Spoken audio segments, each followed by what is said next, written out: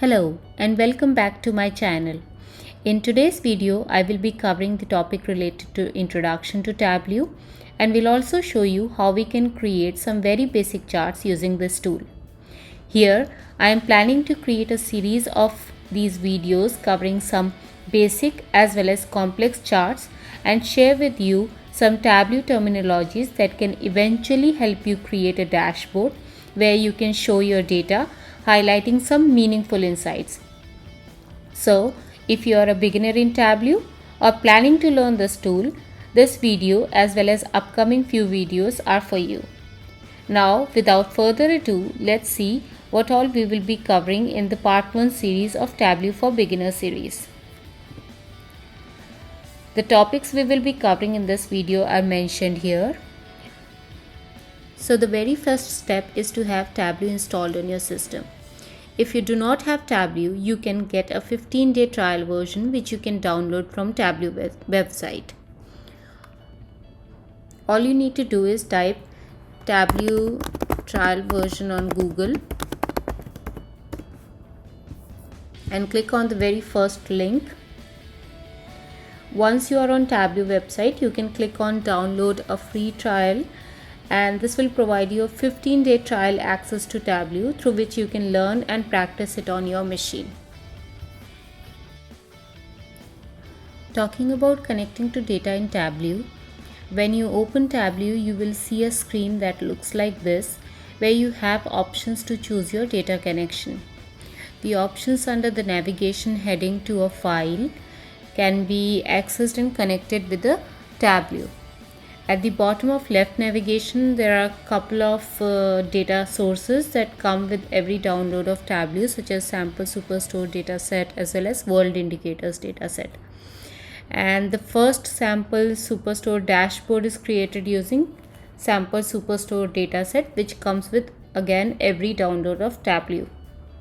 You can find this dataset in your Tableau repository folder.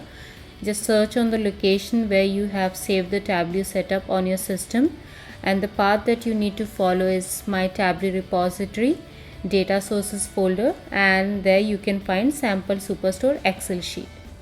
Now, just for the convenience sake, I have saved that file on my desktop, and let us connect the Excel file onto our Tableau. To do that, click on to Microsoft Excel. Select the Sample Superstore dataset and click Open. Now, as we can see that this is the data source screen wherein you will be presented with when connecting to an Excel or database connection. In Tableau, the Excel workbook is treated as a database, and the individual tabs or tables are treated as individual tables within the database. For this reason, you can create a relationship, or in other words, join tabs to each other if they have at least one field in common. Now, to do so, you can just simply drag the tabs or tables that you want to join or form a relationship with onto the editing interface, data editing interface window, and tell Tableau what the two tables have in common. Suppose here I select orders as well as people.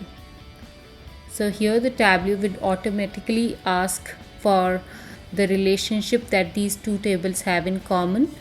Here, if you want to continue with the same relationship, that is regions for both regions column is common in both the tables, you can go with that. If you want to edit the relationship or the column names, you can just simply click on to the pop-up box and edit the column names, and through this your relationship, the table's relationship, will also be edited. Here we will, as of now we are using just one table, so let me just drag back the orders, the people's table. You can even do cross database joins, even if the data comes from different sources and different types of data connections. To do this, you just have to click add to the right of connection here, and once you click on to add, you can connect to your additional data source and set up a relationship or a join by following the same steps we saw earlier in this video. We are not using any other data source as of now, so I won't be adding any other table onto it. After you have retrieved data you want to work with, there are a few more options for preparing each column. To access them, click the down arrow next to the data type icon for each column. Here you can see many options, multiple options such as renaming the fields, copying the values in the first row in your clipboard, hiding the entire column. Aliases allows you to assign new names to the individual dimension members. So there are other multiple options which we can explain in our upcoming videos. Right now we will not be touching that. Also, the next step for you is to make sure that the data type is correct for each column. You can check that just by clicking on to these symbols and see which data type it is representing. If you want to change the data type, you can just select the other option and the data type will be changed. Let me put it back. Another notable task you may choose to do when connecting to a new data source is to either extract or filter the data source. By default, most data source connections will be live with no filter. Live connections are advisable when you're working with large data set, and extracts create a snapshot of your data at whatever point they are created. They are typically faster than the live data connection. However, extracts have to be refreshed periodically so that you're working with the latest data possible. You can refresh your data source from this option.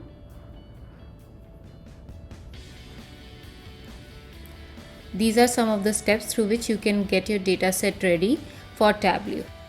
Now let's walk through some of the most important Tableau terminologies. To do that, let's first click on to the Sheet 1 tab.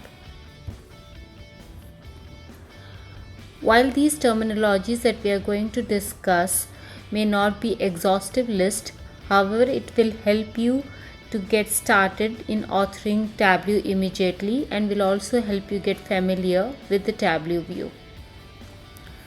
So on the top left corner of the view you can see the data source pane, which displays all the data connections in the workbook. Here we have Sample Superstore data connected, therefore we can see Sample Superstore as a data source, but you can connect to more than one data source at a time. Below that we have Dimension pane. This is the dimension area of the data pane. Dimension is actually a field that can be considered as an independent variable. By default, Tableau treats any field containing qualitative or categorical information as a dimension. Here you can see for example region or product categories or subcategories. These are some of the examples of dimensions. Now below that we have measure pane, which consists of all the fields in the database classified as measures. Measure is a field that is dependent variable, that is a value, its value is a function of one or more dimensions, and Tableau treats any field containing numeric or quantitative information as a measure. For example, profit, quantity, sales, discount, these are all measure values. Next we have page shelf. The page shelf allows you to flip through a page for each dimension member or animation to a view. For example, you can put a dimension for a month of order date into a page shelf and have the view rotate through 1 month of data at a time. Below that we have filter shelf. Any dimension or measure that you filter a view by will be displayed here. Below filter shelf we have marks card or marks shelf. Each square in this area is called marks card. Note that depending on the chart type you are creating, additional marks card will show up, such as here we can have other cards called as shape or path as well. Next is the column shelf. Fields placed here will create the column on the view. The rows shelf, again fields placed here will create rows on the view. What is view or worksheet? Each tab in a Tableau workbook is called a worksheet, and area that displays the data visualization is a view. So whatever we create, the data or the chart or the table that is created, that will be displayed in this view. Now on the right hand side we have a show me tab. When you click on to the show me tab, you will see thumbnails for different chart types. If you're using a combination of dimension and measure required to create each respective chart, the thumbnail will be in color, otherwise it will be grayed out. Now we will see more about show me when we create charts. Basically show me provides a nice shortcut to creating several useful chart types in Tableau. This is all about Tableau terminology and the Tableau window. Now let us see how we can create some common and the most useful charts using Tableau. Talking about bar chart in Tableau, there are various ways you can create a simple bar chart. Here suppose you want to see sales by category for all the years. You can simply double click on sales measure and category dimension, and here you can see sales by each category for all the years. If you want to change the orientation, just click on to swap option and the orientation for your bar chart is changed. Now there is another way you can create this bar chart. Let's first clear this option, this view. Instead of double clicking on to the pills, you can drag and drop the pills. Here again, let's say we want to see sales by category. Instead of double clicking on to the measures and dimensions, we will drag and drop these onto the columns and rows shelf.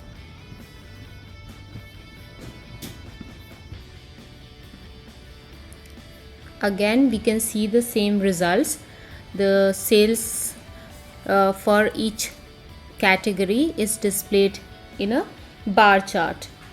Now there is another option through which you can create a bar chart. To do that, let's first clear this. Select the measure and dimension together. So let's click on to category as well as sales and go to the show me option. Here you can see which all charts you can create. All of them are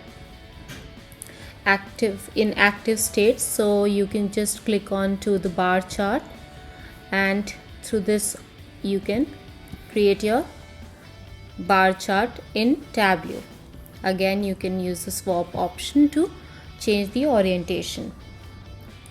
There's another way you can create a bar chart in Tableau, that is through marks type or changing the marks type. Let's say you're looking at the sales measure by year of order date, and the automatic representation of this chart will be a line graph, and we'll see how we can create it in convert it into a bar chart. So first move order date to columns, sales to rows, and you can see that automatically it came as a line graph. Now if you want to convert it into a bar chart, just click on to the mark shelf, and there you can select you can select bar option. Now you have sales by order date or order year. By the way, as you can see that the pills that we have onto the column as well as row shelf has different colors. This represents the discrete as well as continuous fields. So to identify whether the field used is discrete, it is represented by color blue, and the continuous field is indicated through the color green. You will see more about continuous and discrete distinctions in line graph. Let's move on to how we can create line graphs in Tableau. Moving on to the line graph, the important distinction between the bar chart and a line graph is that the line graph should include an element of time. Let's say we want to see monthly sales trend over time.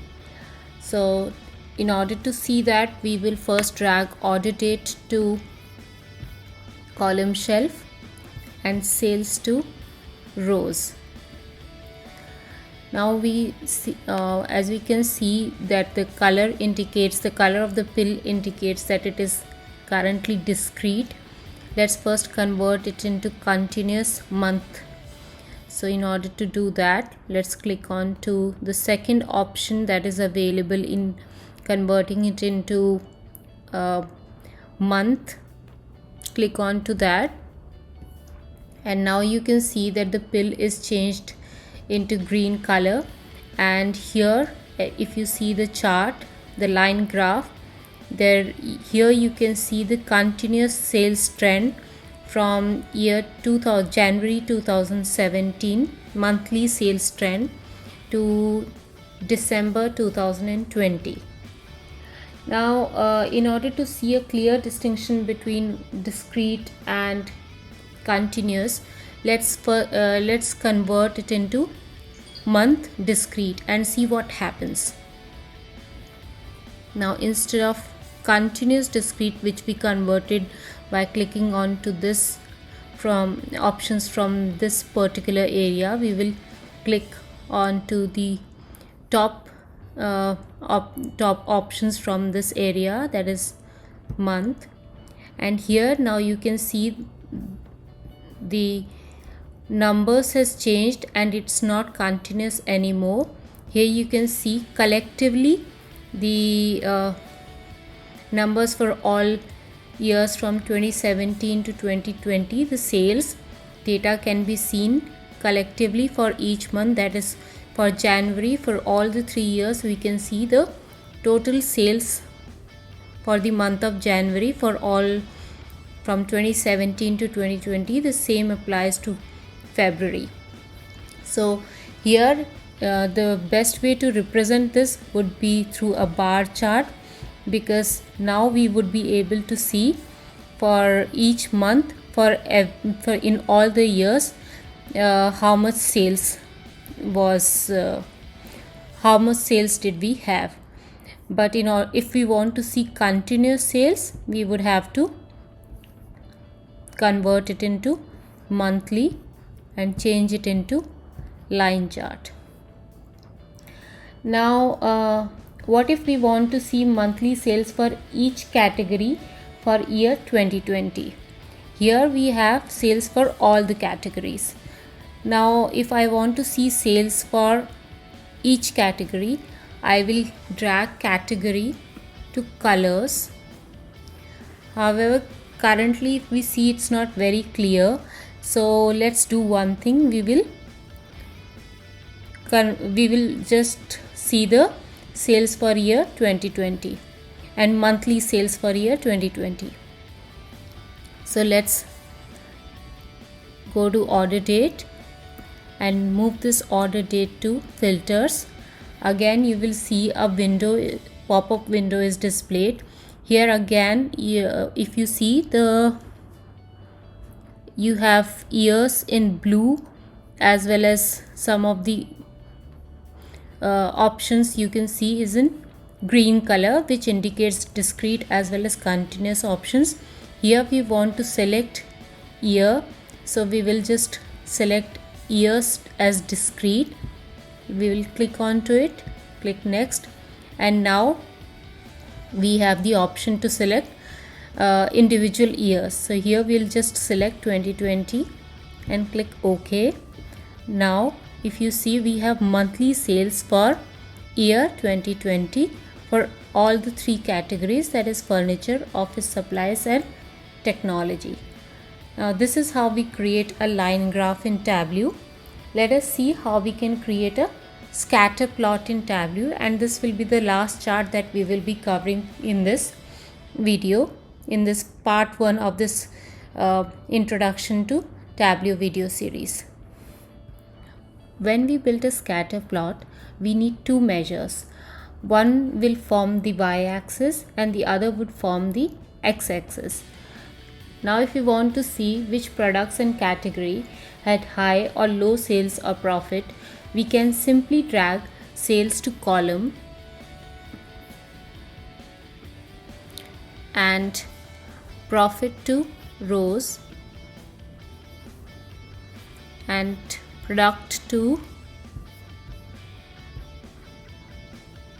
product name to details, category to colors.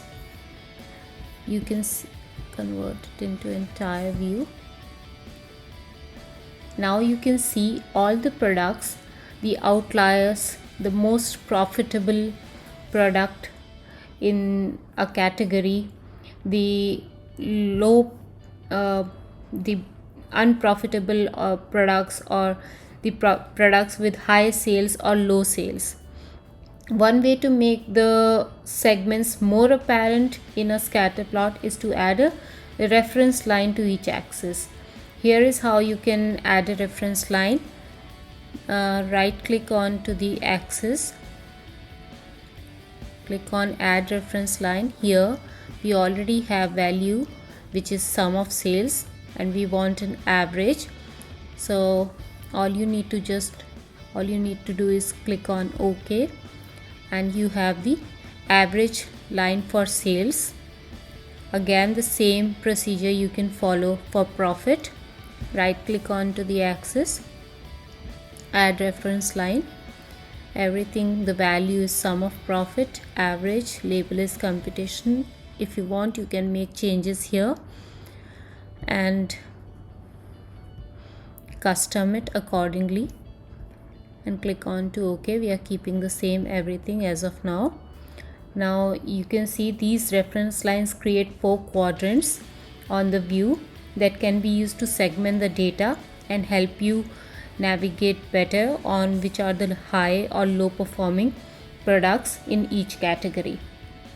We can also make this scatter plot more insightful by adding sets into the plot, which we will be learning in upcoming videos. In the part 2 of my video, I am planning to cover these topics, which includes filters, sets, parameters, basic calculations, and the chart that we are going to see are tree map, field map and dual axis combinations charts. Now if you like what you see, or if you find it helpful and want to learn more, please like and subscribe to my channel, and let me know your thoughts or any questions in the comment section below, and I'll see you in my next video. Thank you.